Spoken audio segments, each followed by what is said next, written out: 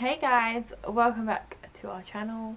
If you are new here, my name is Chelsea and I make videos on travelling and midwifery and random bits and bobs, and I also do videos with my boyfriend.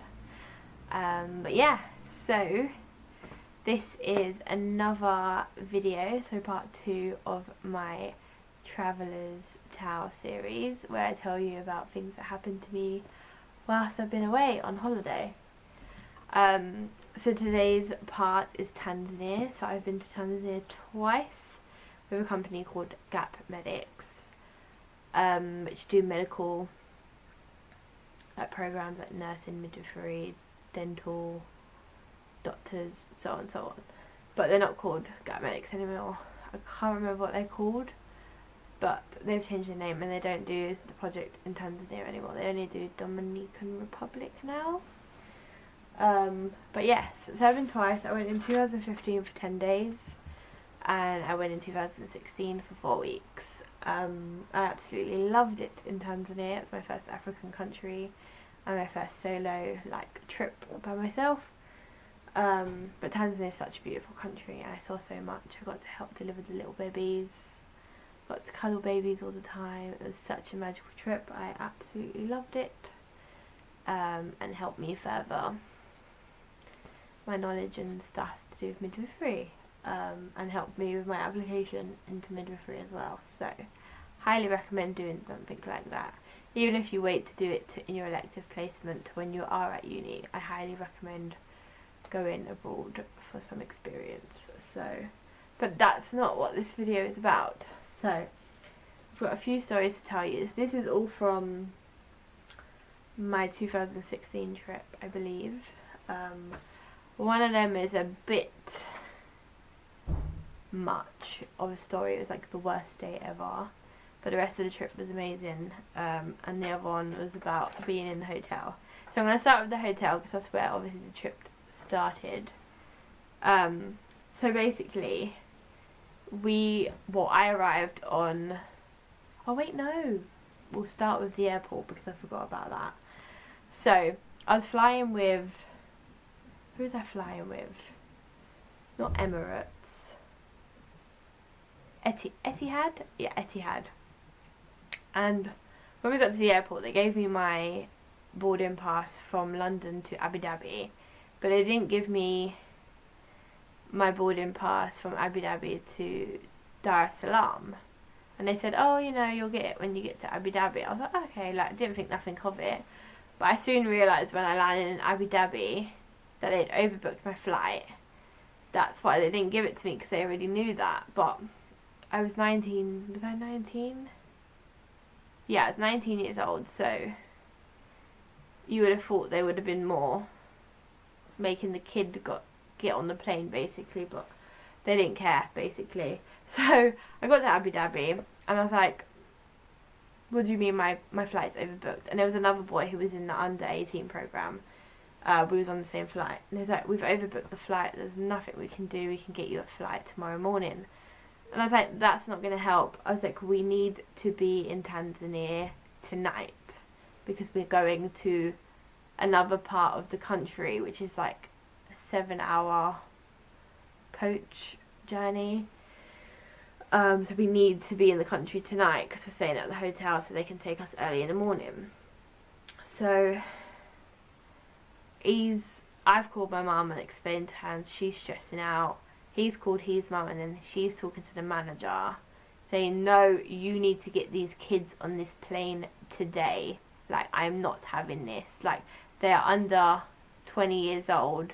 You need to make sure they get on the plane because you should be making the adults basically hold off, because you can't just leave kids stranded without their parents and stuff. So they've put us in this, what are those things called? The lounge. They put us in a lounge with free food and stuff, and the manager's trying to sort something out for us. So eventually he does. So he sends us to, where did he send us to?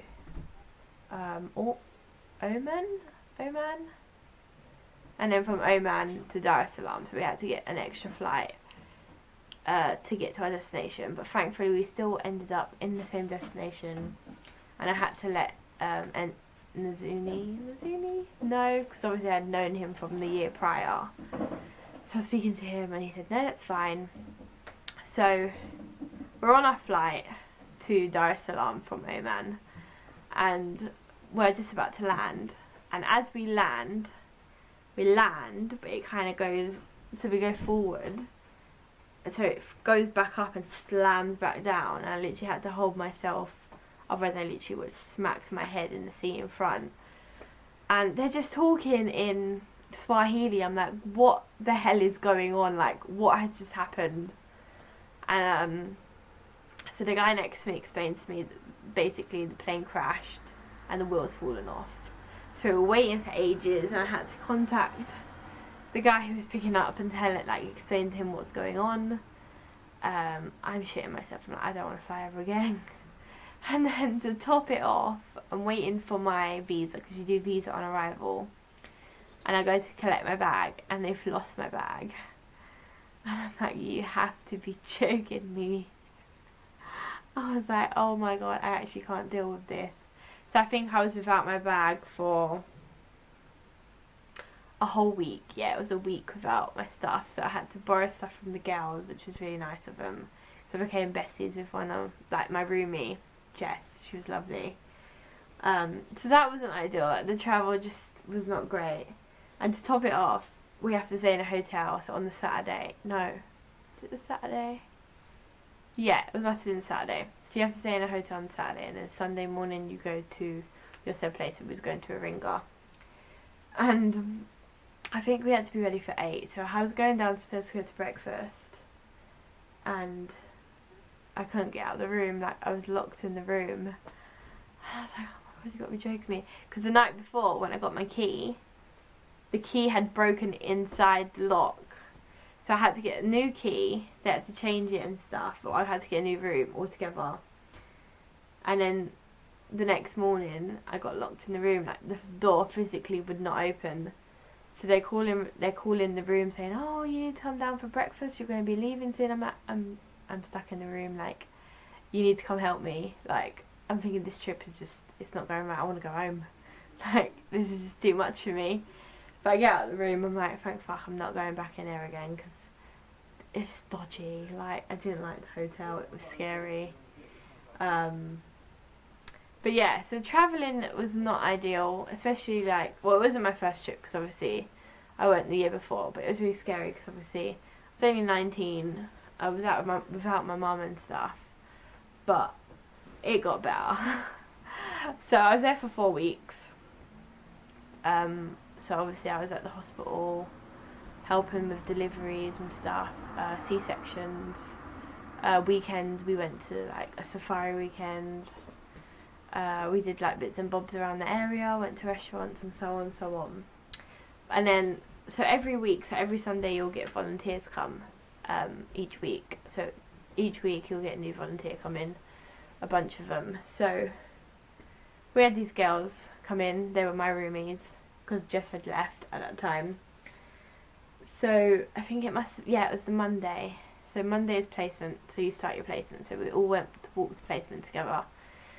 And the most scariest thing ever happened.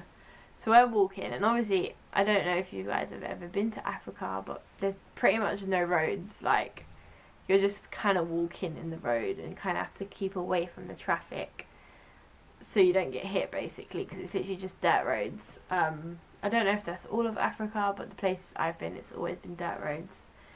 So we're walking, and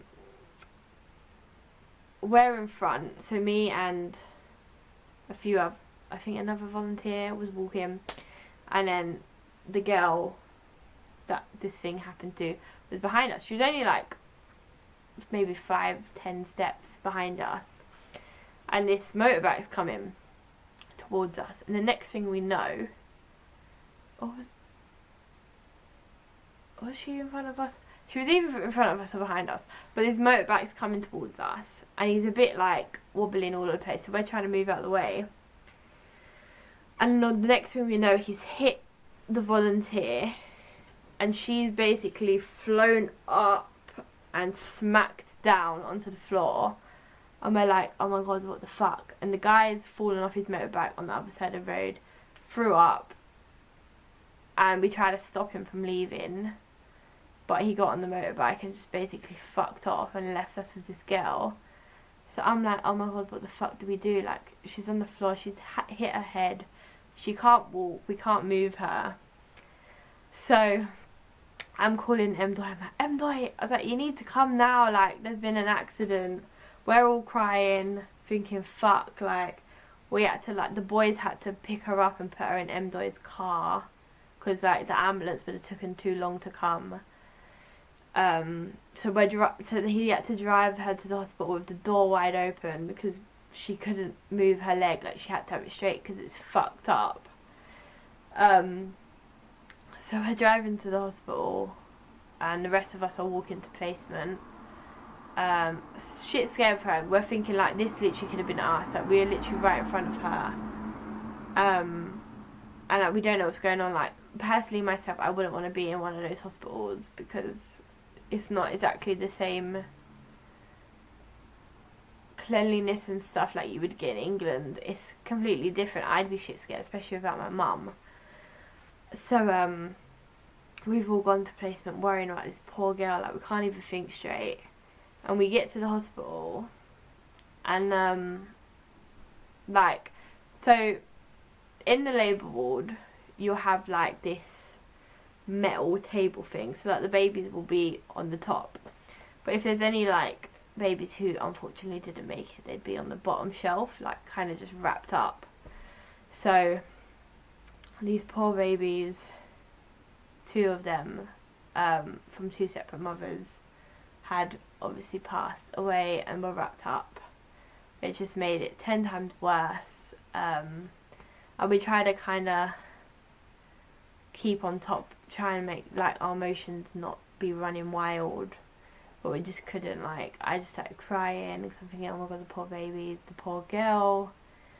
Then the guy, the male midwife, took us to the morgue to take the babies to register them and stuff, because in Tanzania, if you can't afford to, I don't know if this is all African countries or not, but in Tanzania, if you can't afford to keep your baby in the morgue, you literally have to put it on the back, like on your back, how they would carry their babies, and take it home to basically bury it in the house, like in the garden, which made me 10 times more upset. And they also have to pretend like the baby's alive on their back, because otherwise the bus driver will basically make them pay extra for having a dead baby on the bus, which is absolutely disgusting. So I was just an emotional wreck. I was just crying, trying to keep my composure. So we went to go check on the girl, but obviously they were still doing checks on her, so we went home because we just couldn't, like, cope for the rest of the day. And I got home and I called my mum and my sister, and I just started crying my eyes out.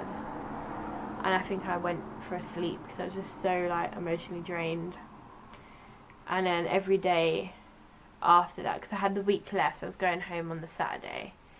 My flight was the Sunday, but you obviously travel down on the Saturday to the airport place. But every morning before placement, we'd go check up on the girl to make sure she was fine. Her mum obviously was contacted, and she had to stay in hospital. I think she broke her leg, and she had to get some head scans, like CT scans and stuff, but they didn't have the equipment in the hospital we was at, or in the country at that fact. So she had to get flown to Nairobi, which is Kenya, but she had to make sure her leg was basically better, like fixed, because you can't fly with broken bones. So she had to wait for recovery and stuff, so obviously I had to say goodbye to her, and Flo went with her, which I was really upset about because I loved Flo. So I got a bit upset saying goodbye to her because I knew I probably wouldn't see her again. But I think the girl ended up being fine in the end, but we never stayed in touch, unfortunately, because she didn't have Facebook or anything, and obviously you can't really text people who live in Canada when you live in the UK because it's too much money. But yeah, I think she was fine in the end. So that was that story. A very sad story, to be fair, because, you know, she came away and she was only away for 2 weeks as well, and she came to get experience because she wanted to go to be a doctor. So she literally got no experience out of it because it was the first day of placement. But yeah, so I don't know if she ever went back. She said she wanted to go back, but who knows if she did or not, because shortly after, I think it was sometime the year after, they closed down the program for Tanzania, which is really sad. But yeah, that was that story time. I hope you guys enjoyed this video. If you did, please give it a thumbs up, and tell me if you've ever been to Tanzania and if you loved it, because I love it and I want to go back because I want to climb Kilimanjaro and I want to go to the big safari park. So I only went to Ruhara National Park, which is a smaller one in Iringa, but obviously still amazing. I saw lions, zebras, everything. It was beautiful. But yes, so if you did like this video, please give it a like, share it with your friends, and subscribe to my channel, and also hit the notification bell if you want to be notified every time we upload. Alright, thank you, bye!